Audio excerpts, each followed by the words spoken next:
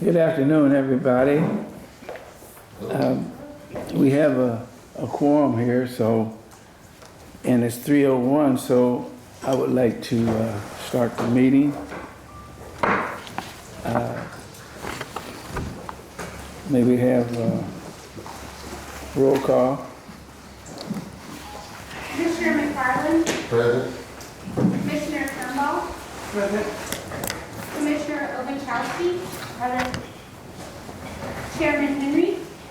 Present. Vice Chair Park? Present. Commissioner Salin? Present. Commissioner Van Antwerp? Present. Thank you for a full board here today. Appreciate everybody's attendance. I'd like to have a motion for approval. So moved. Second. Been properly moved and second. Roll call. Commissioner McFarland? Yes. Commissioner Turnbull? Yes. Commissioner Obuchowski? Oh, abstain, because I wasn't here last week, or last month. Commissioner Henry? Yes. Commissioner Park? Yes. Commissioner Salin? Yes. Commissioner Van Antwerp? Yes. Moving right along. I'd like to have public comments on agenda items only, if there are any. If there are no public comments on agenda items only, we will move to item 4, approval of the minutes.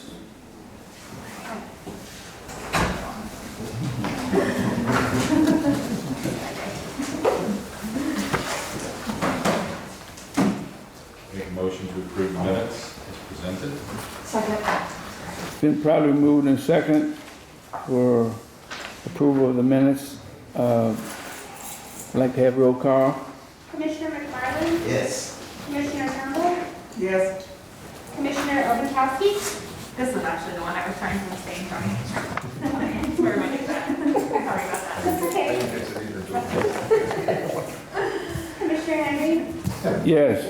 Commissioner Park? Yes. Commissioner Salin? Yes. Commissioner Van Antwerp? Yes.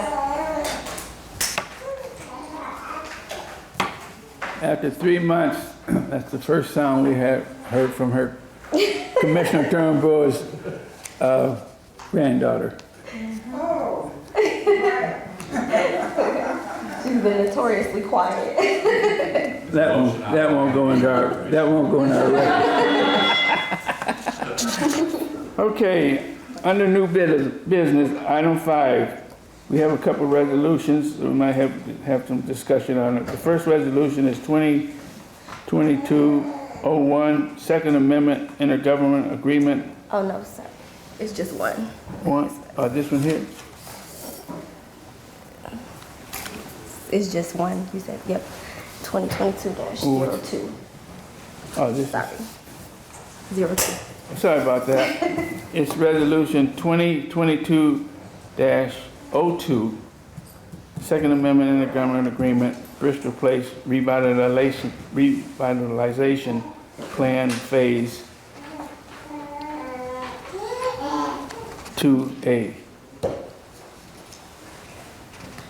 So, can we have some discussion on that? Yes, we have a PowerPoint, and Carrie Wyman from the City of Champaign is going to be presenting to us. So thank you, Carrie. Thank you.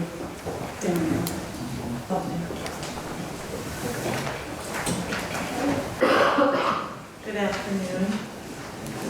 Thought I would go through and give a quick overview, just a history as Lily and I talked about. It's been a while since we've talked to the board and we've had some new board members added on, so we thought this might be helpful, just a little history. Bristol Place residents, this is the first phase of redevelopment. We're talking about the 90 homes, the 90 units that have already been built. That started way back for us at the city in 2007. At the top of the screen, you see in 2012, that was our first intergovernmental agreement between the city and the housing authority for Bristol Place. And today we're really talking about doing another amendment to really finalize this last step, which was the homeownership piece. for the single family units that are in Bristol Place. I'm gonna jump through a few here. I'll show this real quickly, but this was when it was under construction. I'm sorry, this is not now. There's obviously grass, but in the bottom of the screen, you'll see those are some multifamily units. Those are right along Bradley Avenue. So when we're talking about the homeownership units, we're not speaking to any of the units that are in the multifamily. So for example, the two units at the very bottom of your screen, and then the very upper right-hand corner, you see what appears to be a lot of green buildings. That's because that was under construction. Those are the multifamily units that are in the very northeast corner of Bristol Place. We're not talking about those either.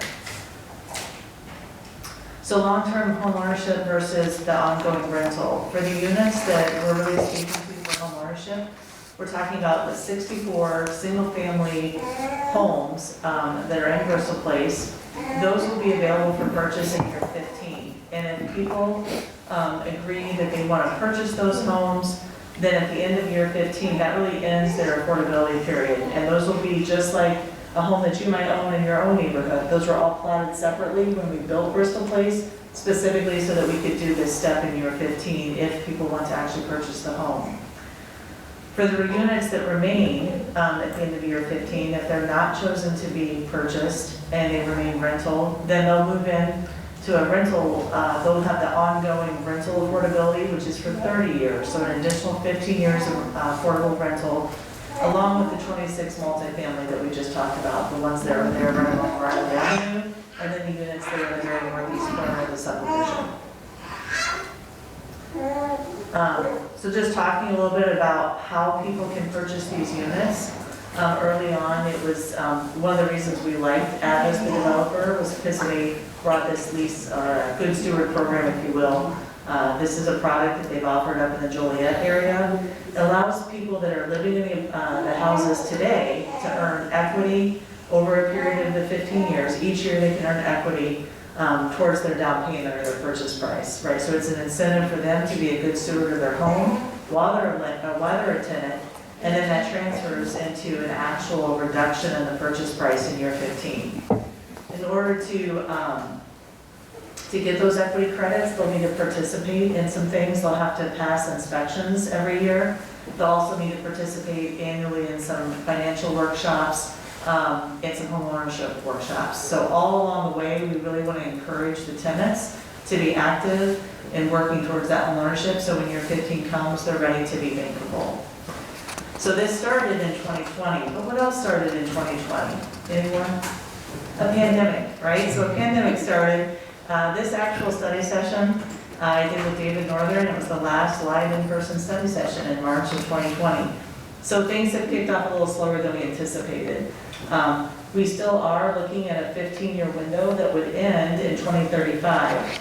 But Avis, the Housing Authority, and the city all agree that for the tenants that are there today, that are in these 64 single-family units, if they're interested in signing up for homeownership, once you pass this agreement and council passes the agreement, they'll actually be grandfathered in for earning all the equity credits for the 2 years that we've already encountered. So I want to make that very clear. So we're really already 2 years into that 15-year window.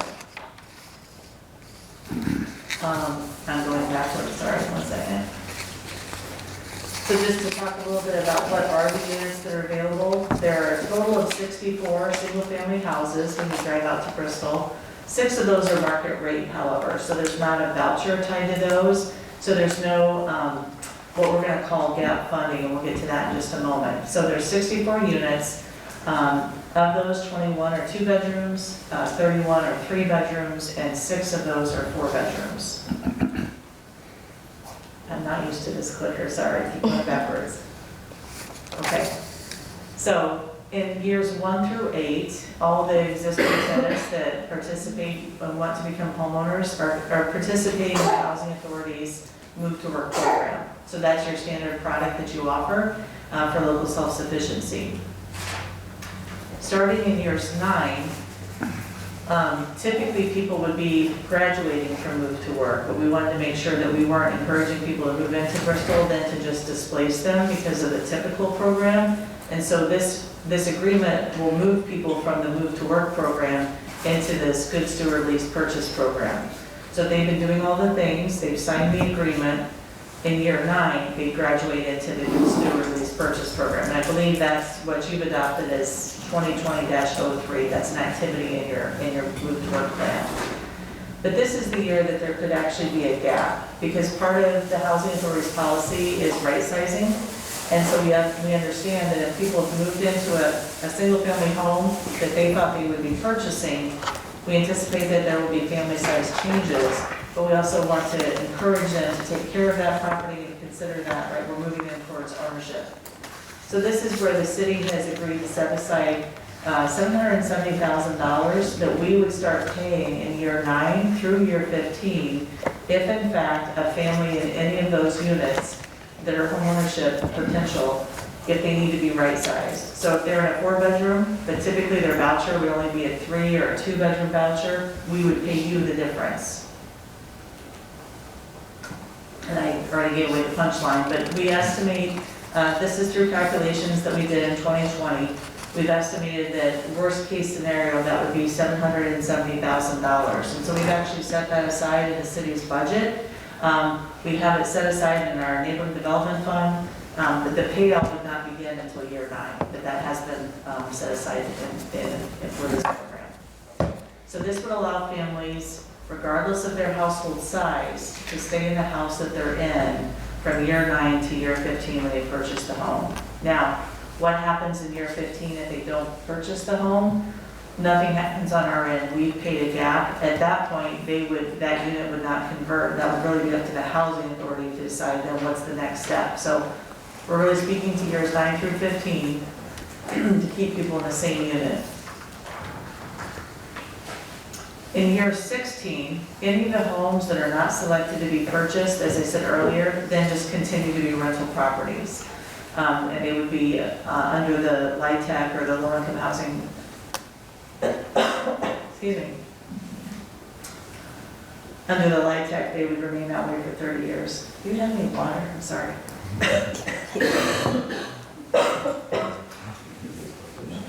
And I did test negative yesterday. I have potential exposure, so that's why I'm all messed up and trying to not sit by anybody. Thank you.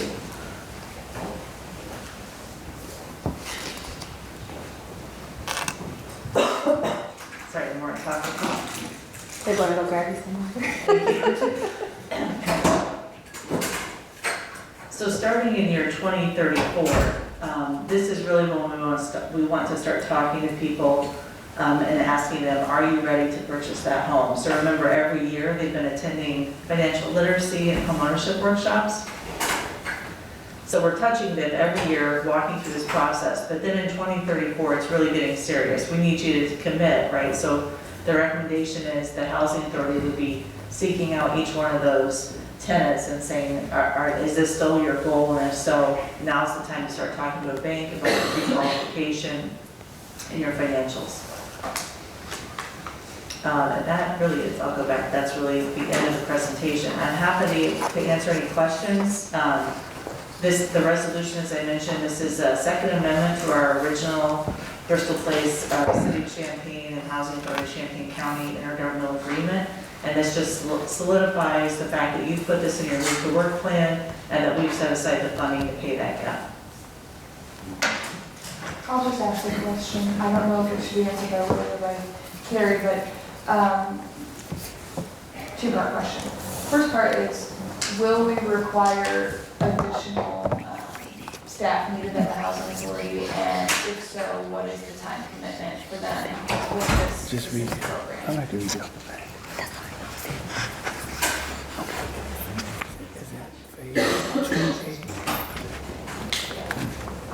Lily? I'm sorry, It's I was talking to Dr. Henry. Yeah, it's fine. It's a two-pronged question. So the first question, or the first part of the question is, for this particular program, would we need to add staff to the housing authority staff? And the second part of that question is, if so, what's the time commitment and how many staff do you intend on needing? Okay, no, it's not something that we would need to add additional staff to be able to manage the program. It will be absorbed by our LSS department. So. And so with the LSS department, do you have an idea of how much, I'm not gonna say additional work, but how much work would be added on in the years that they normally would be done with MTW?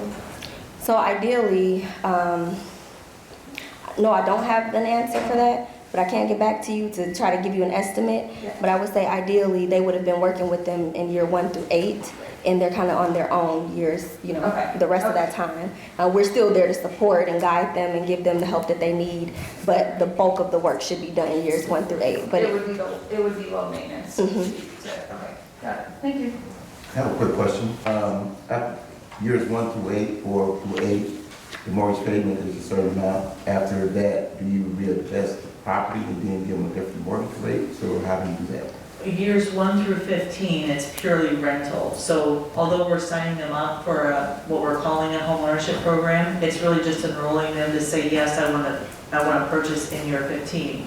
So years 1 through 15, it's The rate stays the it's same? rental. And the 54 houses, I think it's 54, no, 58 houses have vouchers tied. So the housing authority is currently helping make payment because the voucher is being paid to the development.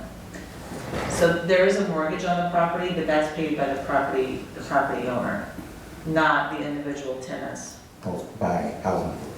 Yes, we're all a partner in the ownership structure. So it converts to a standard individual mortgage in year 15 if people want, but there isn't an individual mortgage payment today. Most of the tenants that are there that are under a voucher are under your voucher payment schedule. And so after 15, will the property get reevaluated before they purchase, or how do we do that? Okay, yes, that's an excellent question. So in year 15, when this occurs, as I said earlier, the multifamilies are all platted together. The 64 single families are platted individually. And so the current mortgage holder, a decision has to get made. Do they allow us to sell off individual lots, or do they ask for the entire loan to be repaid? And so 2 years ago, we did this rough calculation. I'm gonna pull that, hold on 1 second. We did a rough calculation of what the purchase price might be. It'll be based off of the median value of homes at that time. And then with the equity credits, they have the ability to lower the purchase price by about $30,000. So they're supposed to be able to earn $2,000 per year over 15 years. So roughly their purchase price could be between $60,000 to $90,000, and that's 13 years from now, correct? So the analysis that we did is that it should still be very affordable. If your income has not changed and you're still, in that lower income bracket, it should still be an affordable housing payment to you. Does that kind of get to what you're? Yeah, just didn't want them to be out. Right, that the house prices. Yeah, price is too much for me to think about it, so Correct. have an idea. Okay. Yeah, and I can send those to Lily if you want to forward those out. We did all those calculations. It's not like we don't have a set purchase price today for year 15. It is built off of what's the median value, and also there will have to be an agreement to buy out the remainder of the existing mortgage that is on the entire property, and then partitioning off, saying, here's the ones that were in rental, these are going to move into homeownership, and that will have to be negotiated. I don't know if I'm gonna say this right, but, so for folks who are working towards home ownership that have reached kind of that 8-year self-sufficiency mark, so that sort of gap year that you're talking about, is there any way that, like, if they were to get a different job and sort of earn more money, like, is there any income requirements or sort of, you make too much or you make not enough in order for you to continue on towards that home ownership sort of 15-year mark? You're saying before they get to year 15? Yeah, right, but like year 9 through 15. Right, that's probably a better housing authority question, because they're still under the voucher program. Okay. You could phase off of a voucher, correct, if your income went above a certain amount? if your income went above a certain amount, yes, you could pay off the voucher. So in that situation, it would be an issue with the tax credits. Would the tax credit compliance allow for them to stay in place even if they didn't need the voucher? They would. They would just simply, they wouldn't get the subsidy from the voucher, but they would be able to stay in there, even if they go over the normal income. When they leased up, that's what the magic item is, when they look at, did you qualify when you leased up? Okay. Also, I'd like to add something. With the payments of the tenants, at the end of the mortgage, you wouldn't have nothing like a good thing. I didn't like the thing where some people had a balloon payment. They don't have nothing like that one. No, that will depend, well, it depends on who they go to for their banking and what mortgage they sign up for. So they're gonna go get their own mortgage in year 15, and we would certainly discourage people from Not to doing do a balloon. balloon payment, because a lot of people lost their houses Yes. there on 4th Street on balloon payments. They were so big, people couldn't afford to do it, and then all that work and years of paying, they ended up losing their home. So they need to be counseled on that balloon stuff, because a lot of people don't know that. And that's part of my goal is years 1 through 15, or I'll say now that years 3 through 15, we're gonna talk about that each year. We'll bring in bankers, we'll talk about lending products, so people are not being surprised and rushing out in year 14 to find out lending. And if I could add to, I guess, Bailey's question, we intend that one of the commitments the city has made, because you guys run the self-sufficiency, but as a third party, kind of neutral party, we want to be involved in scheduling those annual meetings. And as I talked to Lily and to the developer, we'll maintain our own kind of spreadsheet. So all the tenants will have a spreadsheet and kind of maintain years 1 through 15. Did you get your inspection? Did you earn your equity credit? Here's what we show your equity credit could be, so that in year 15, there's no surprise and we all agree on what those figures are. And we're also happy to help coordinate. I know you guys do a great job with workshops. We're happy to help with that as well. I think these are all just projections. I mean, who can predict what's the state is gonna be like 13 years from now or 15 years from now? I mean, it's just a shot in the dark, or, you know, we got a real estate expert over here. Can you give us some of your thoughts on that, please? Well, let me give you a perspective. Housing prices have gone up in Champaign County 15% at least in the last year. Okay, and a projection of another 6 to 8% this year. Okay, and I don't see any chance that this shortage, this seller's market, is going to change in the next 2 years, let alone the next few months. So, which only means that we're going to see those prices increase significantly. But so is inflation, and so is increasing, and so is pay increasing, and it will catch up. I guess more than anything, it's hard for me in the business to envision someone living in a facility, living in a house for 15 years renting, and then signing a 30-year mortgage. So we're basically asking for almost a 45-year commitment. Now, I'm not saying that somebody doesn't buy their house and sell it, but still, on paper, it's a 45-year commitment. It seems like a long time. That's all. I just, you know, there's some concerns there, but there's going to be some concerns about a lot of things going forward. So, does anybody else have any questions about this resolution? If not, if there's no more questions or anybody want to speak to that, then I'll call for a motion to approve Resolution 2022-02, Second Amended Intergovernmental Agreement, Bristol Place Revitalization Plan, Phase 2A. I move that we approve resolution 20-22-02. I second that. Commissioner McFarland, Wait, hold, did we get a second? I second it. I didn't hear you, I'm sorry. Roll call, please. Commissioner McFarland, Approve. Commissioner Turnbull, Yes. Commissioner Obenchowski, Yes. Commissioner Henry, Yes. Commissioner Parks, Yes. Commissioner Salin, Yes. Commissioner Van Antwerp, Yes.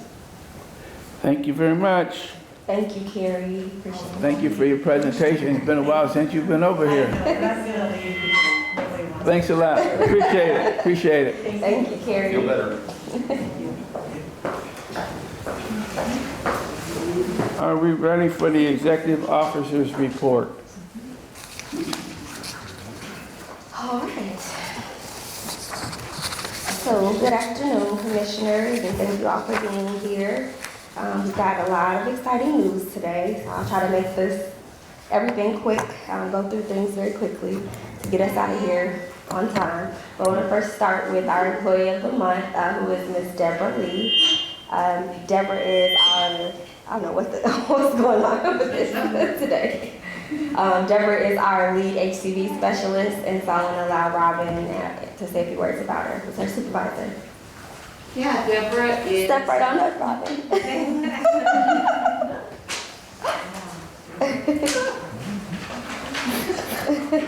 You're not new to this, Robin.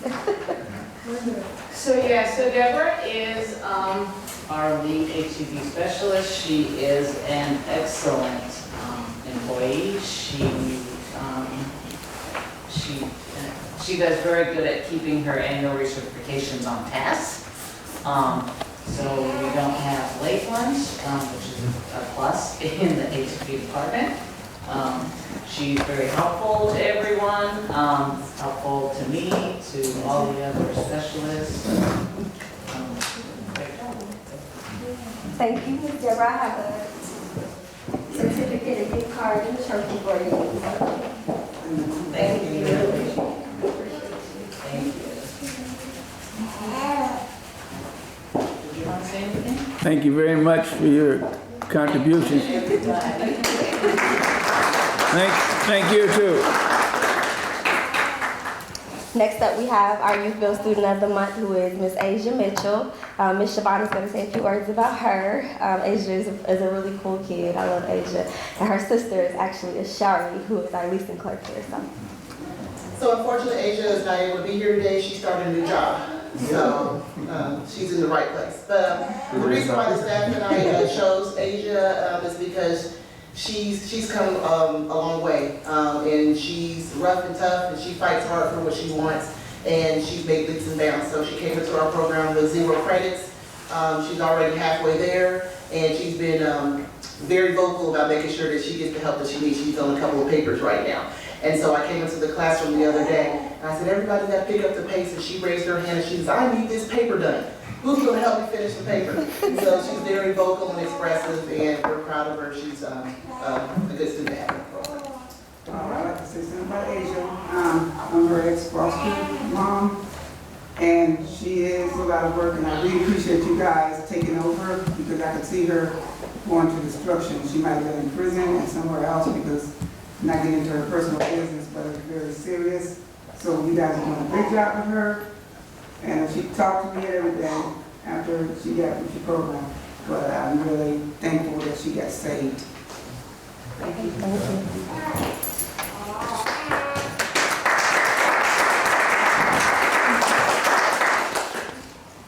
Next up, I wanted to introduce the board to Miss Dina Green. She's our new executive assistant, so I just wanted to show you her face. She's over here calling the roll. So she's your new point of contact. Dina's been with us since March 31st, and things have already gotten better. We didn't forget Employee of the Month today, so that's progress in itself. So thank you, Dina, for all you've done so far, and we're excited to have you. So. I'd just like to echo the same sentiments that Ms. Walton. Since she's came on board, I've been the chair. I've had several opportunities in such a short window of time to interact with, and she's doing a superb job, and there's no doubt that she won't continue to rise right as far as she needs to go. And just for instance, she came in at a time when several commissioners are getting ready to go to a FADA conference, and some of them going to narrow conference, and she picked up really, really fast, because, you know, trying to make airplane reservations, hotel reservations, and getting your per diem and everything. She's done a splendid job along with our finance director. So I want to give you kudos to both Mr. Miguel and also Ms. Dean. Okay, again, I'm just going to make a short speech here. The noise you're hearing is my grandbaby, my great grandbaby, but I see now that I will have to get a sitter, because she was being quiet before. She's teething at 4 months. She has a teeth coming in. I did bring a student here before, but I was kind of like a little hesitant because of COVID. I know a lot of people watching my grandbaby, but for the hours again, the commissioner, I'm gonna have to find somebody to do that. But, please be patient today, and the next meeting, she's not awful, she just likes to stay in line. She just want to participate. She had a tooth coming in 4 months, that kind of freaked me out, though, but other than that, that's the baby sound here and back there. And next meeting, hopefully I'll be found the person I can feel trustable and reliable. With COVID out here, I'm very sensitive to anybody babysitting. Okay. Thank you. That is truly the first sound we heard from her ever since you did. I know. She wasn't saying that before. I don't know if the tea is going out. What? That's okay, no problem. So next up, I wanted to give the board a preview of our Champions program that staff has been working very diligently to develop. I know back in February, I asked the board to set aside 2% for employee incentives as opposed to giving a bonus. And so the team of people on screen are the individuals who have worked to develop this program. It's Leonard Bryant, Neil Sheep, Gibson, Dina Green, Latricia Johnson, and James Zielinski. So they have done a really great job. I'm not gonna go over the program in depth. I just wanna give like a high level overview. And then in June, I asked for them to come and tell the board, really roll out the whole program for the board to see. So it starts based on a value system that we created, and the goal is to be able to incentivize people based on exhibiting the values that we believe are most important to HACC. And we also will have a formalized recognition system to be able to give bonuses or, you know, celebrate milestones or things like that. And the ultimate goal is for us to increase employee satisfaction. So on this screen, we have our values that the team has developed, and they have said, they call the program House of Champions, and they're playing off of Champaign, so Champions, Champaign, U of I, all of that. So everything is kind of like sports themed, so it's really cool to watch the program develop. So they are saying their values, our values are to be collaborative. We're still searching for a final H word, so if the board has any recommendations on that, as well as the M word, but collaborative, accountable, philanthropic, innovative, openness, neighborly, and service. So those are our values that we've developed so far, and we're still working to solidify the last two. The idea behind this comes from, so I put it on the slide, it just says, psychologists have learned that the frequency of positive reinforcement is more important to human happiness than the intensity. So that meaning how often we recognize staff as opposed to how much we recognize them, if that makes sense. So as opposed to giving them a $500 bonus in January, why not give 5 $100 bonuses throughout the year? And the idea is that it extends or it increases their engagement for longer periods of time, as opposed to having that engagement spike after that one $500 bonus and then kind of dwindle off. We want to keep seeing those spikes in engagement and productivity among the staff. And so that's kind of our idea behind this program and having more frequent recognition. Also, on the next page, I'm not going to go over all of it, but one of the success metrics is to reduce voluntary turnover by 2%. So for us as an agency, for us to track and measure how successful this program is going to be, we're going to be looking and really analyzing our turnover, our voluntary turnover rates. And hopefully we'll see a decrease in that, which we already have this year. We've seen a nice decrease in voluntary turnover. And so there will be some kickoff meetings where the team who developed the program will meet with the entire staff, and they're going to roll it out and really just kind of be champions of the program. So it's not necessarily coming from me or coming from the leadership team, but it's coming from their peers. And so, sharing that peer-to-peer recognition. And then on the next page, House of Champions. So this is kind of the ideas that they have. So the highlights are spot recognition. So we're planning to put like a bulletin board up in the all staff lunch area where you can do shout outs. Like if you see your coworker doing something really awesome, you can shout them out on the board, and we'll take those, and those people who got shouted out for the month will have a lunch together. Your Champ is the peer-to-peer opportunity for them to recognize their peers for doing good work. Champion Circle is focused around teamwork, having and recognizing an outstanding team every quarter. And then standing ovation is for business impact, those people who really stand out, who may write a grant and bring in some additional funds for the housing authority or improve a process or something along those lines, for us to be able to recognize those people who just really do outstanding work, and that'll be on as needed. Cruising and crushing it is for consistent performance. So that'll be for the leadership team to recognize their staff members for just having consistent performance throughout the year. And then celebrating a champion is we're going to look at starting to celebrate and incentivize your work anniversary. So however many years, we're looking at like a scaled up incentive for your years of service. And so that is that. And then we have goals and success metrics on the next page. We're looking to reach 100% of our employees. We want 100% of our employees to be recognized at least once a year for something. Have the leadership team nominate and 4 to 6 employees a year getting awards.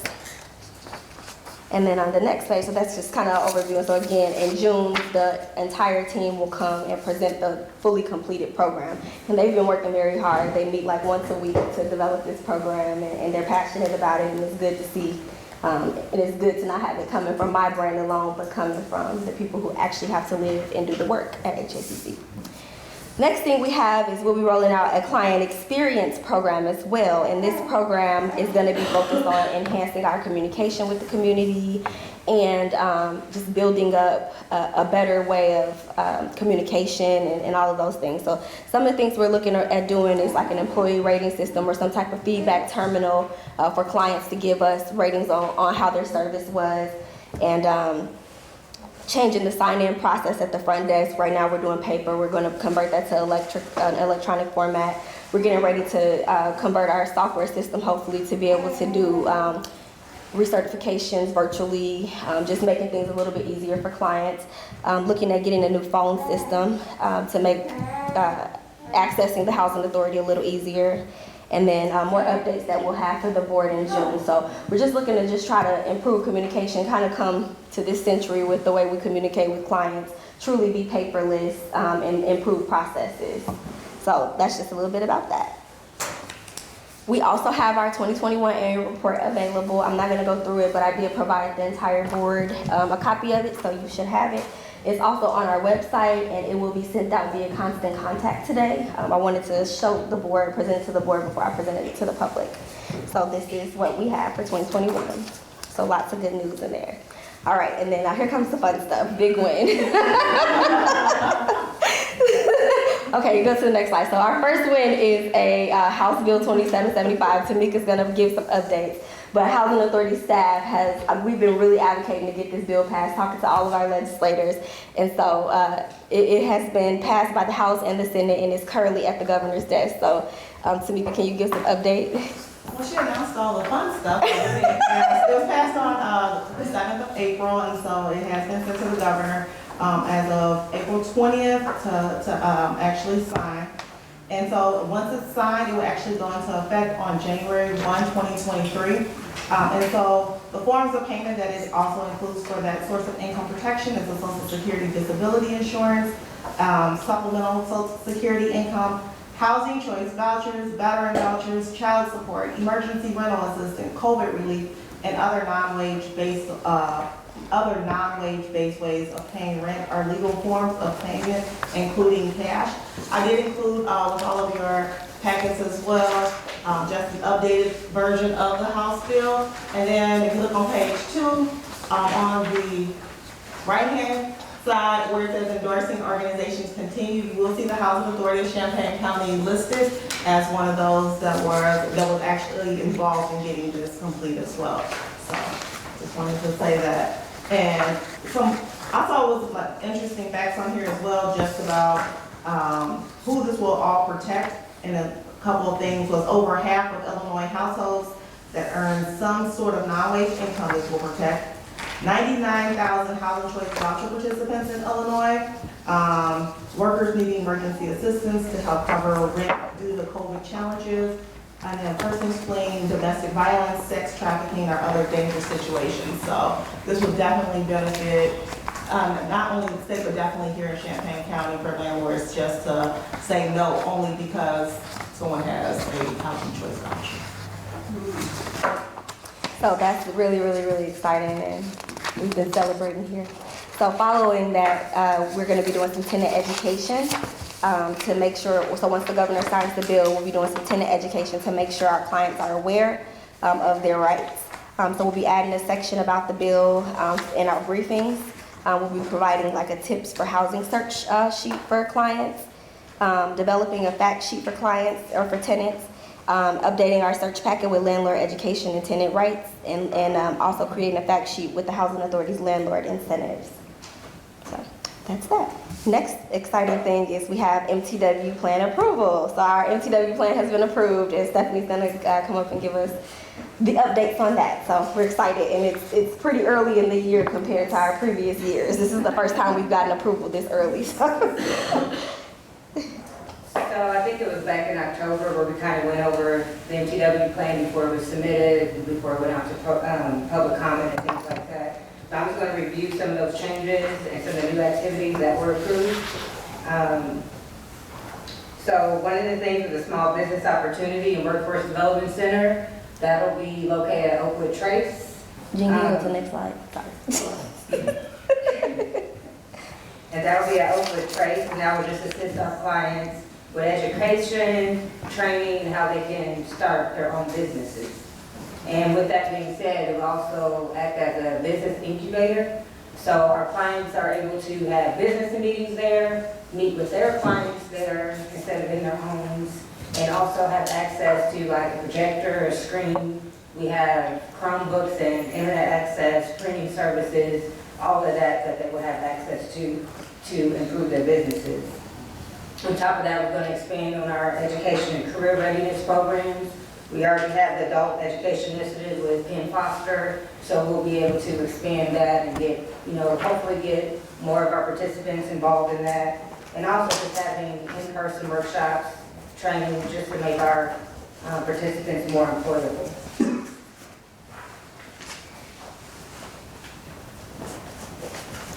Oh, you said it's okay. Another addition to the plan for our MTW plan, landlord incentives, and this is basically one of our goals is to help our families get into high opportunity areas, and one way to do that is to encourage landlords to lease apartments with our HCD holders. So one thing is vacancy payment. So if the landlord is currently already renting a unit to someone with a voucher, but they move out for any reason, we could pay up to 80% of the contract rent for that month if they lease to another family with a voucher. So that will allow us to keep housing available to our clients.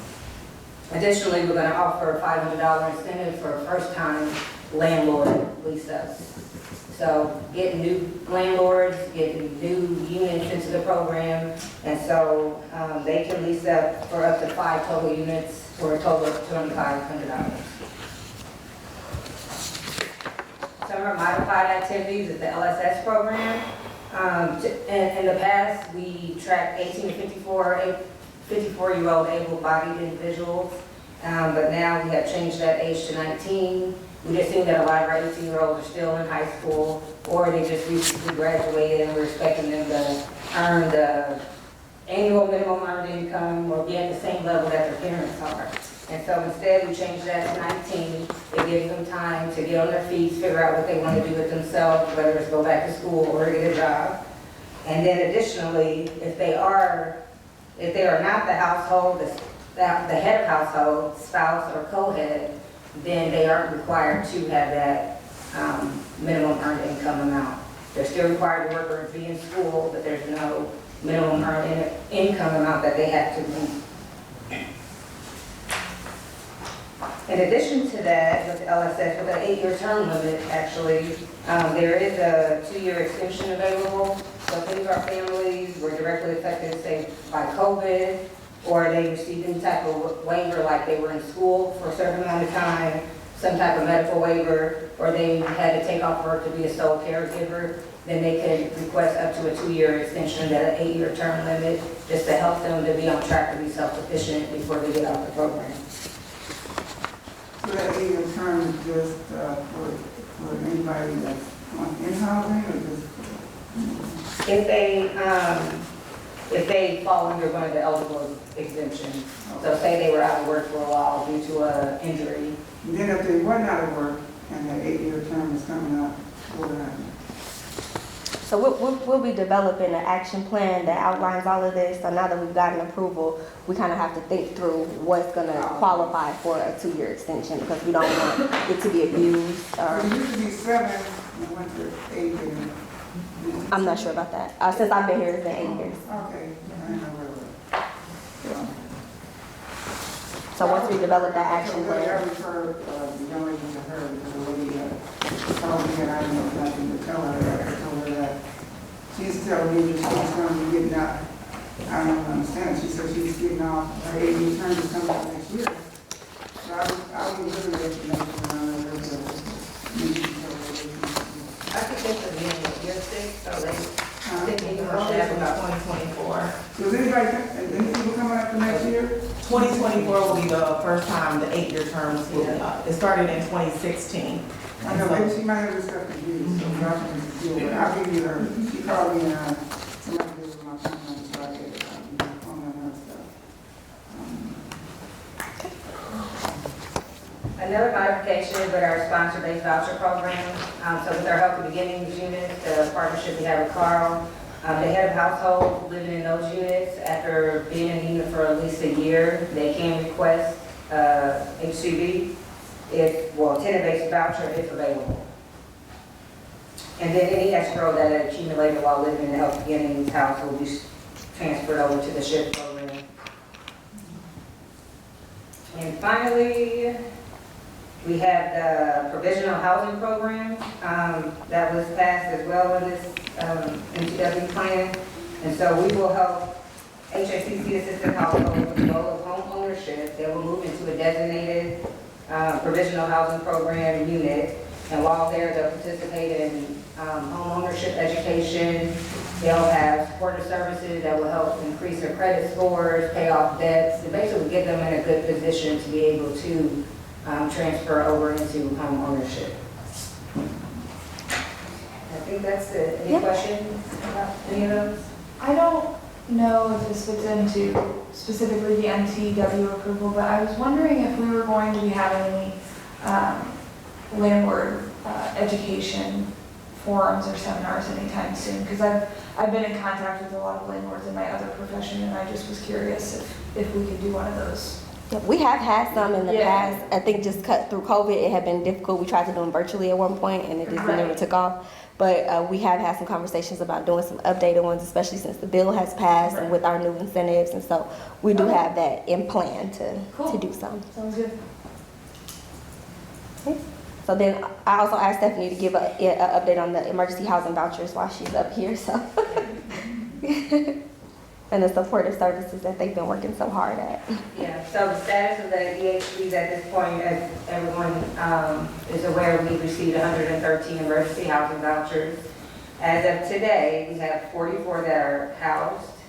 Another 16 are possibly housed. That's a new category that we kind of came up with. So on my end, on the supportive services side, these are the households that their unit has passed inspection. We know that they moved in, we paid their security deposit. However, it doesn't quite show up in the system yet, because maybe it had a contract or a lease is still waiting to be signed. So those are another 16 that are possibly housed. But overall, with those two categories together, it's over 50%. That means 53% of our EHVs have been housed so far.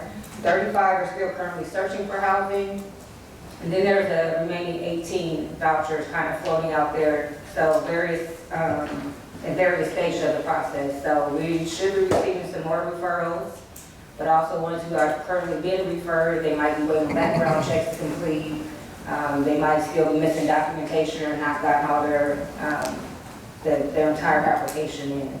So, but we're definitely on track to get all of our 113 leased up, probably I think in the next few months really, because every day we're getting like several calls about, well, every week, several calls from some of our participants saying that they found housing. As far as supportive services go, we have spent over $122,000. And so to break down with that, the major need is furniture and household items, usually beds, a couch, tables, pots and pans. Just a lot of items that this population, some of them were literally homeless, some were in transition, so they lose a lot of those types of items that they would need to be comfortable in their new place, so we help purchase those items for them. And then the next biggest need has been security deposits. So that's been 31% of those funding. The funding has gone towards that. The remaining 11 is just broken down between transportation. So we provide bus passes for those without transportation, so they could get from place to place, to check out rental properties, things like that. Even get into the housing authority for paperwork. Phone minutes, application fees, critical documents, such as their social security cards, IDs, birth certificates, moving costs, tenant readiness, and then utility assistance. Thank you, Stephanie. Her team has been working really hard. They're always out shopping, spending all the money. But again, that money was given to us by HUD to be able to support the EHB voucher holders.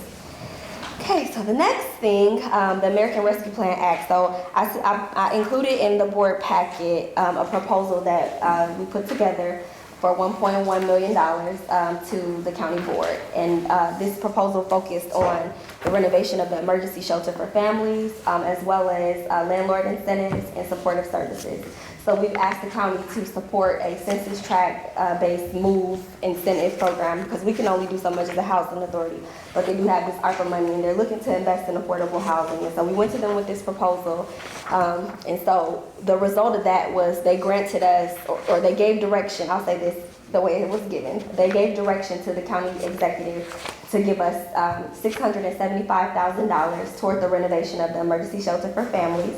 For the rest of the proposal, they asked us to come back to the committee meeting for gun violence to take a look at how they can get some of that money for supportive services. So we'll be going back hopefully next month to the board to ask for the rest of that money. But generally the board was very supportive of it. They understood how important it is to get people out of the high poverty areas, but they wanted us to go through a different route. But we're still excited to have the $675,000 to renovate the shelter, and that's not going to be the only source of funding we're seeking out. We're going to seek out other sources of funding. The city of Champaign has an RFP out right now for the American Rescue Plan Act for housing providers, and so we'll also be submitting an RFP for that. So we're really excited to have that money, and so we're at the point now where we're bringing in some contractors, and I'm probably going to hire a firm to help do a full assessment to see what the needs of the property are. But we know that it really needs renovation, the plumbing system, the HVAC system. We're constantly having to put units offline to get them repaired, to get them, back to where they can be leased. And so we're super, super excited about that. Then on the next slide, we won our YouthBuild Grant. So we won $1.5 million. And so we're super excited. The YouthBuild program is refunded. And I asked the YouthBuild staff to come to the board meeting today so the board can see the team that works so hard every day to get this program done.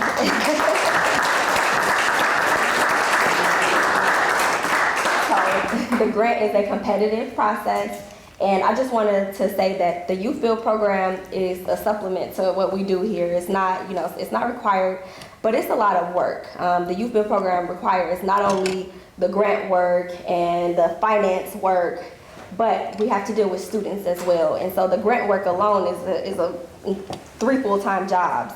And then you have the students and the complexity of working with youth and all of their needs. And so I'm just really grateful, and I've been celebrating all week. I've been in a great mood because we got that $1.5 million. So there's quite a few YouthBuild programs who didn't get it. So I'm glad that we were among those who did. I am so glad y'all got it too. Y'all don't realize how much work you doing with the kids that we having problems with this gun violence. You are saving a lot of kids, and you don't even look, I'm just wondering, do you even realize that? Do you realize that most of these kids that you are saving are the kids or somebody here running and carrying those guns and stuff? Yes, yeah, That same absolutely. age, these are the kids that you guys are rescuing, but you not, seem like, do you realize it? Yes, yes. Oh, we realize. We definitely, like everybody's shaking their head like, they know. Anybody that's got money and putting into programs, you number one. I'm not saying you're number one because I'm sitting on the hospital board. You number one because you have results afterwards. You just don't come and, I don't want to say poverty pimping, you just don't come and get the money and show nothing for it. Yeah. You show what you're doing, and most of the other people are not doing that. Yeah. So I'm just kind of confused. Hallelujah. Well, we're grateful. We're grateful to be where we are. And we've got another 84 to serve over the next 40 months, and that's in addition to the 15 that the city of Champaign funded. So YouthBuild is going to be busy.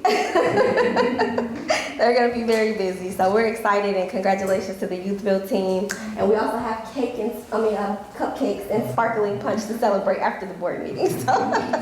I'd just like to say real quick too that I've said it before, that there's so many positive comments that are coming out of the YouthBuild program, and it's attributed to the fine staff and the dedication and determination and desire that you have to keep the program going forward in a positive direction. And it's just it's really capped off by getting another $1.5 million to sustain the program and keep it going. So my hat's off to all of you and the other people that are out here today that are associated with the program. Keep up the good work.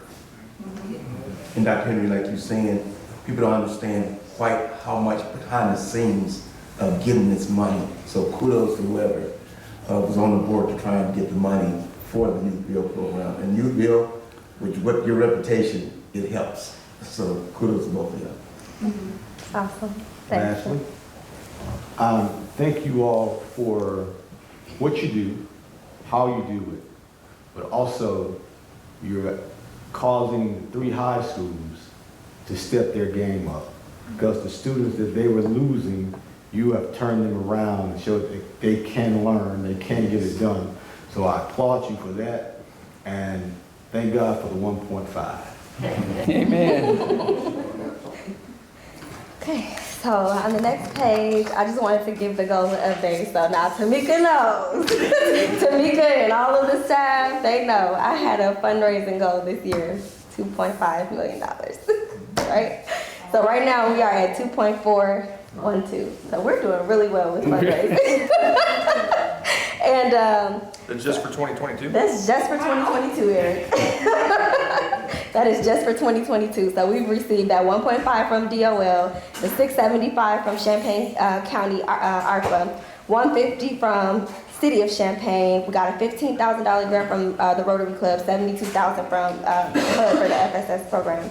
And then we also have some pending grant applications. We applied for the IDA Housing for Justice Involved Individuals program.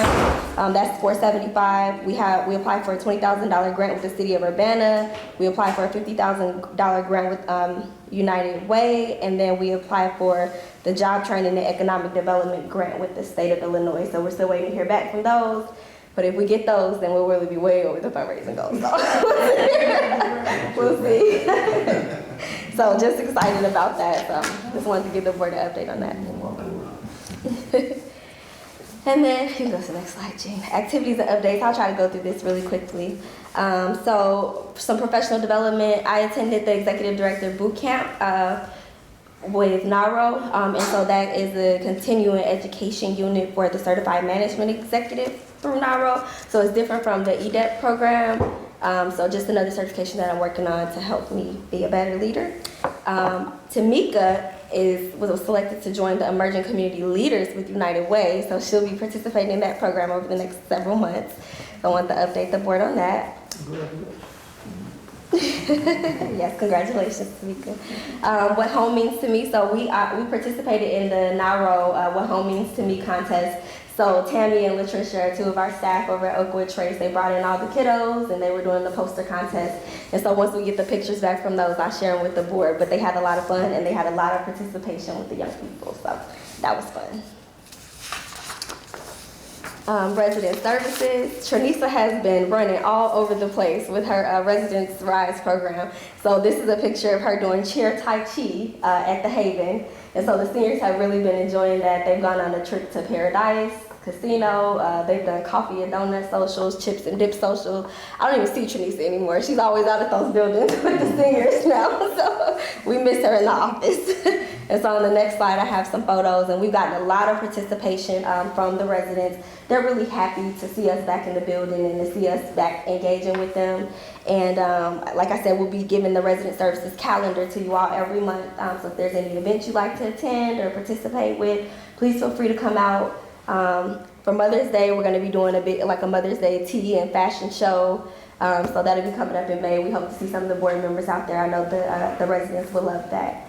So that calendar is in your packet, or it's in your packet, and we'll also email it out to you.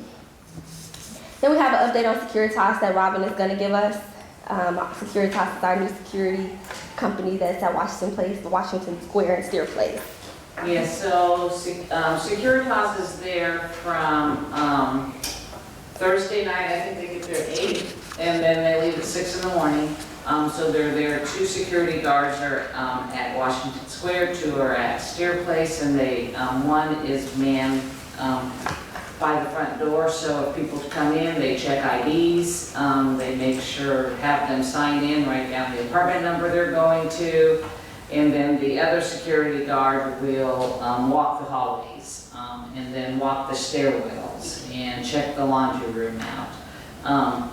So it's doing very good. A lot of the residents really like it. They feel safer now that security is there.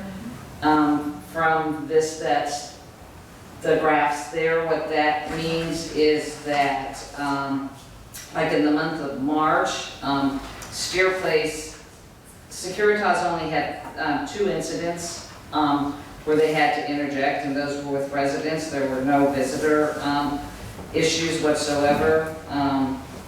Washington Square had 8 incidents with Securitas and then 1 visitor one. So Securitas, actually, they send us, if they're there on a Thursday night when they leave at 6 in the morning, usually by 8 o'clock in the morning, we actually get an incident report daily, which shows what happened in that night that they were there. So it's been definitely a huge help to have security there. Again, like I told the board before, it's not something that we want to do long term. Long term, we want to find a more cost-effective solution.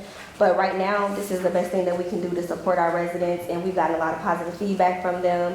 They say, they're saying they feel like it's home again. It feels like home again, or they feel like, the housing authority is supporting them again. And so it's nice to get that positive feedback. How long are we going to be able to keep that security? At least for the next year, we'll have it. Is it just one day? The high traffic night, so they're there Thursday through Sunday. Thursday through Sunday. Oh, Thursday through, okay. Yeah. So, There are and a lot then, of drugs that, Yeah, how is it funded? and prostitution. How is it? It's funded through the operation, just the regular operation. oh, just if like we, if two residents are like arguing with each other, and then the security guards will go up there and, talk to them and have them each go to their own apartments. So, and another thing that we have the option of doing, if we find that there's things going on other than the Thursday through Sundays, we can switch those days around with the security company. So if we see that if there's things going on a Tuesday night as opposed to a Thursday night, then we can have security guards there that night instead. Are we still walking the dogs through for drugs and stuff? or no? We can't do that. You can't do that? No. Not anymore. No. Not no more, it used to was, really? Yep. So what changed? A court decision. Yep. Court decision said it was an invasion of people's privacy, and it was a violation of the search and seizure. When did they do that? Because they wasn't walking A it. couple years ago. Huh? A couple years ago. I knew they were walking the dog school. It's Yeah. unfortunate. I started in 2015 and I asked Urbana, the police, to do that at Steer Place and they said they couldn't for that same reason. Yes, some police departments were taking a hands-off approach, others were doing it, but then a court case came out that said, can't do it. So we really can't even, this housing authority, we can't go in and check their premises for drugs then. No. So who can do that? Police? Police with a warrant. Has to have a warrant. Correct. Oh, so the drugs will be gone by the time we can. That was the big joke, was when the police cars were going through, the water pressure was like going out, everybody's water pressure. So they know, Yeah, exactly. Not that I'm about that, I'm just saying. Reasonable. So what you have to do now is just pretty much make them maintain that whatever they do, I mean, like if you were the manager of that building and you walk through there and you smell that stuff all over the place, what do you do? Nothing? But just spray it, right? Okay. And then too, with the government that made that marijuana legal, so hey, couldn't go on people's clothes, you can't prove none of that stuff. Yeah, a lot of it's challenging, and having to manage the building because some residents, they feel like, well, you're the housing authority, you should be doing, but they don't realize like the legal side of things, what we can and cannot do, how we have to follow procedures and laws. You need to post that. You need to post that in the building, procedures and stuff. Because a lot of them they calling me and they don't call me for that stuff. Because I told them because they can't do some of that stuff. So they need to be posted somewhere in that lobby or somewhere that they know this stuff. Well, what you do is you post something in the lobby and say, we're gonna have drug dogs here next week.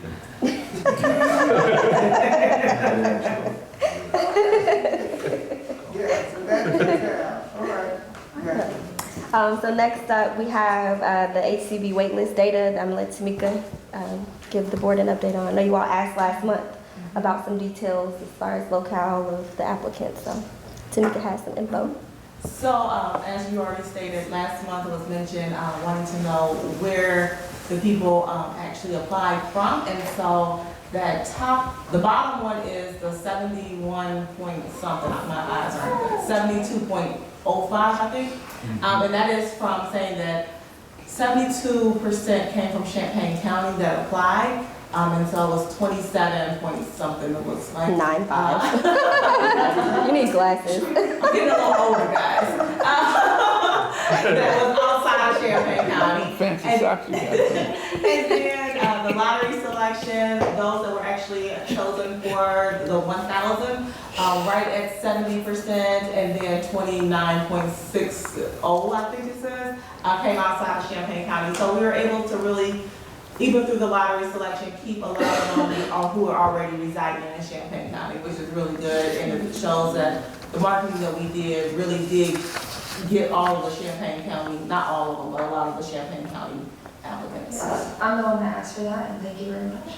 I was going to add on to that though. I'm wondering if we would be able to send out a mass email to, you guys all send out mass emails, I'm not sure who else included on that list, but to provide the phone number that they need to call to see if they have been selected for the lottery. Because I think that's how you said you find out is if you call the number and have your confirmation or your application number.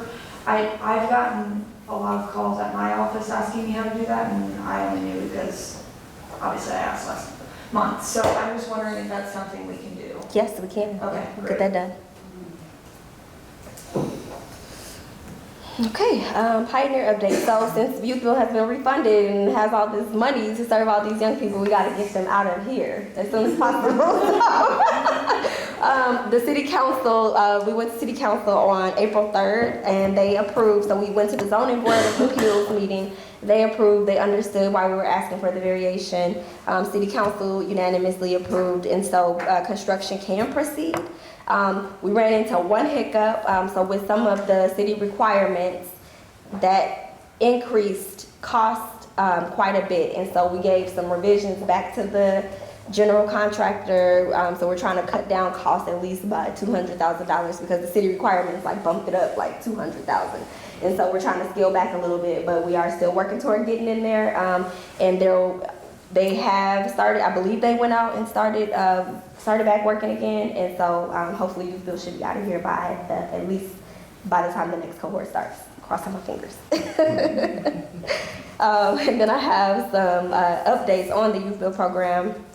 So they have an informational session for the next cohort starting on the informational session will be May 18th. Mental toughness begins June 20th. Classes start July 5th. And then the graduation for this current cohort is July 9th. I have the wrong date on there, but I'll get save the date and everything sent out to the board. But it's July 9th that the current cohort graduation will be. YouthBuild, or the Housing Authority and YouthBuild also hosted a forklift certification where we had all of our YouthBuild participants, 3 MTW clients, and then one of our alumni earn a certification. And so this is something that we want to do on a regular basis, and we have been doing with flaggers and some other certifications as well to get not only our YouthBuild students certified, but any clients who may want to get certified as well to help them boost career opportunities. And so I put some facts there about the forklift certification. The starting wage in Illinois is about $18 an hour. And if you already have your certification, you may stand out in an interview. And so we're going to be doing another round for a forklift where it'll be primarily our MTW clients who are interested in doing it, so they won't have to sit there with the kids. Next slide, we have an all-staff meeting on Thursday, May 5th. It is also Cinco de Mayo, so we'll be having tacos and some juice and stuff for staff. And so we'd like to invite the board out. We'll just be, kind of updating where we are with the staff this year and what new changes we may have. And then we'll send out a reminder email next week as well if anyone's interested in coming to the all-staff meeting. We have the FADA annual convention coming up May 19th through the 22nd. I did ask for all the board members. I think it may be too late to register now. Is it too late? I'll have to check. Okay. So if you haven't let us know that you want to go and you are interested still, let Dina know and we'll try to get you in. I think it's good for commissioners to attend at least one. Try to get the education from FADA or NARO, one of the conferences, and so like all the expenses are covered by the Housing Authority. So if there's a conference or a training that interests you that'll help you in your role as a commissioner, please feel free to let me know so we can get you signed up. Can I say something here? Yes, of course. I don't want to put anybody on the spot or anything like that, but Commissioner McFarland, could you just elaborate just a second or two on your trip to San Diego and that was your first one? Yeah, my first trip was to San Diego this year, being a newbie, of course. But I really enjoyed it, one, because I learned a lot.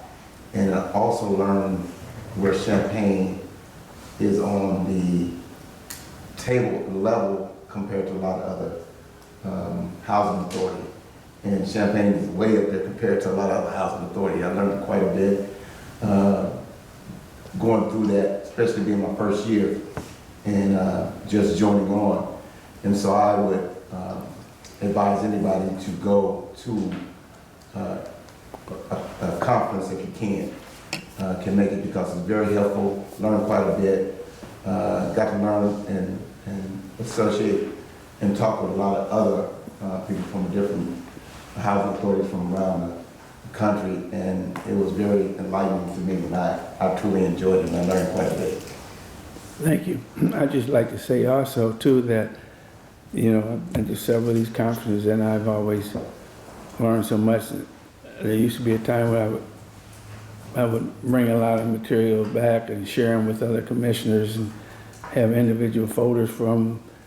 That's when they were passing out a lot of literature and stuff like that. But I've seen quite a change over the last 12 to 15 years. And our board, I would put up against any board, any housing agency. We're very diverse. We got a lot of sharp minds here, and we come from a broad background. And some of the commissioners, chairmen I've met, and other people, other commissioners, and collaborate with, and just getting round table discussions with. They have all these kind of sessions. I just don't feel like that, I mean, they seem to be seeking out solutions and answers, you know, from me or some of the other participants that are there. And I'm really proud of this board. Also, back in October and September, I was up in Rockford in the Freeport area on some personal business. And I came by the YouthBuild Program in Rockford, the building, and I, you know, I'm shifting gears a little bit, but the YouthBuild Program is so dynamic and powerful that's been developed here. And it's really on a level that far exceeds, at the time there was only 39, far exceeds those 39 other ones. Now I know that there was a plan to get another 100 YouthBuild programs going.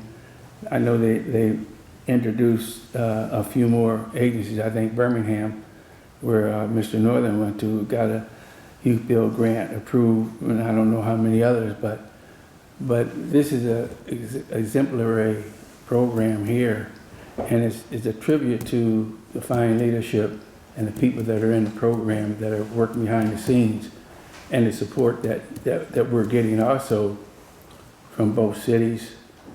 And so I think it all goes hand in hand, and I didn't want to slight you, Commissioner Bailey. Could you kind of give us your feeling, your perception when you I've went? been on the board for a year, but it was COVID, so we couldn't go anywhere. So I will say it was better than the online one, which was very hard to follow for me. I really liked meeting all of the other people from different housing authorities and just hearing their perspectives on what their board is doing now and also what their housing authorities are doing. So for me, it was more of the connection part, the networking part, and figuring, I also didn't realize how far ahead we were in terms of housing authorities. So it's just nice to share the information and be able to hear other people's perspectives on what they're doing, how they're doing it, and how we could possibly improve based upon what they're doing and vice versa. Thank you. And I pointed out, and I don't know who that character is, that character in the photo, I don't know who that guy is. Keeps popping up here. Oh my God, he's on all the fodder communications. Every time I get something, I'm like, oh, there you go. And then we have Minnesota NARO. That's also coming up May 24th. That's the NCRC conference, so that's our region. And just wanted to remind the board as well that that's coming up. We're going to send a couple staff members to that one. They're taking the YouthBuild van, so hopefully they learn a lot and bring back some good resources. I don't know what YouthBuild is going to do. They got to find their own rides to school, but no. But so, we're sending, I think, about 6 staff members who are going, and so I'm happy because there hasn't been a lot of opportunities in the last couple of years for us to send staff away to learn. It's one thing to bring the training here. That's nice. We can do more when we bring them here, but it's also nice to send them away and go meet other people so they can network and see what's going on in the housing industry as well. So happy to be doing that. On the next slide, tomorrow we have a job and resource fair that our LSS department is putting on. So we have some employers who are going to be here. The Housing Authority is going to be one of them. So if you know someone who's looking for a job, please let them know that this is going on tomorrow from 12:30 to 2:30. So we're excited to host this for our clients and the community, and hopefully we get some good results out tomorrow. And then I also put the flyer up for the YouthBuild informational, and we'll send it out via email as well. Next slide is we have no meeting in May. We won't be meeting in May because of all the conferences and trainings that are ongoing. So we'll just try to give everybody a break since several board members are going to the conferences. So our next meeting will be June. And then that's the end of my report. So I'll just ask Miguel to come up and give our financials.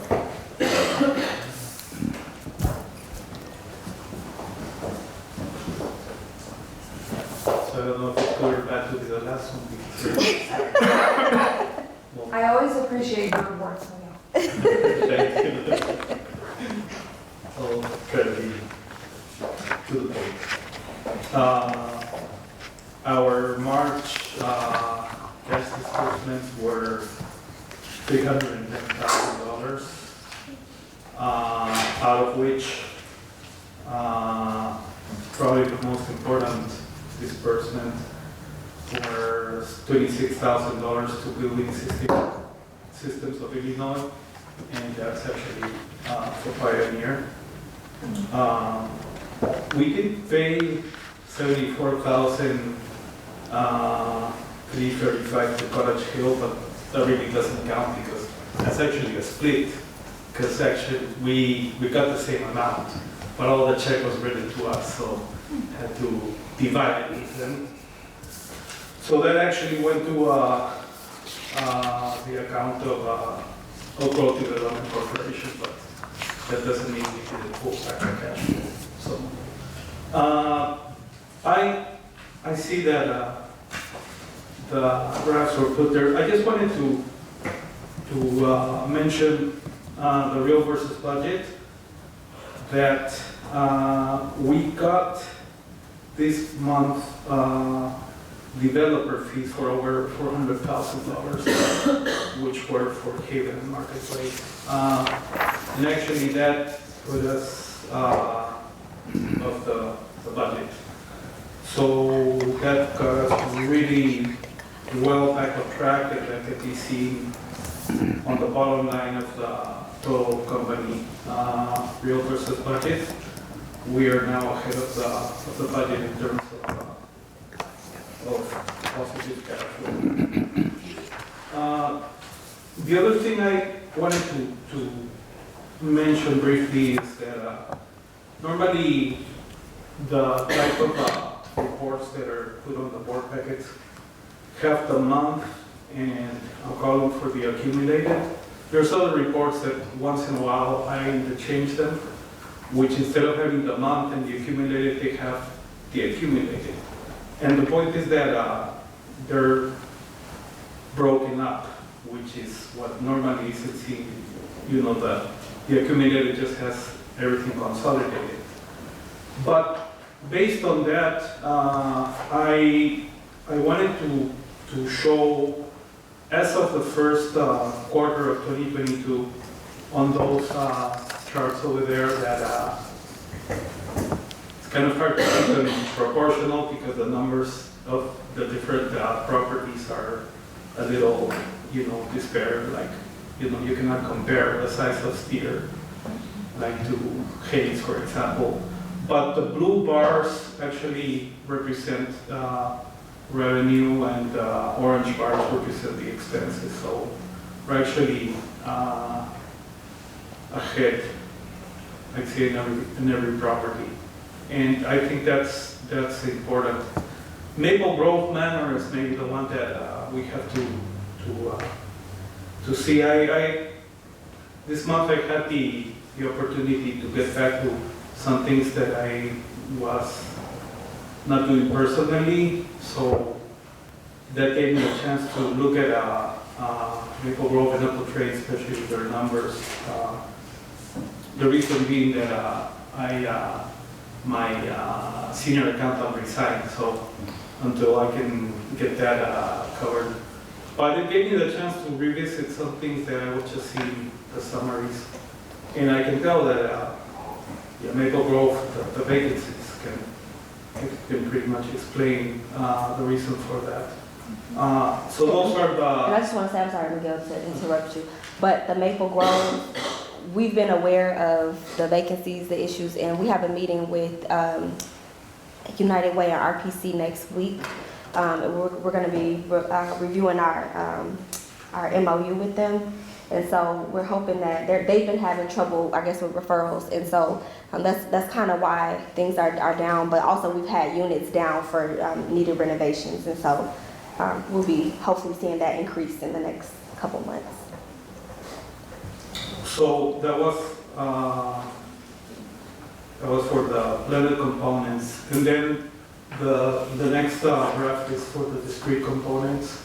And basically on that one, which, as I always say, this one's going to continue growing as we open new developments.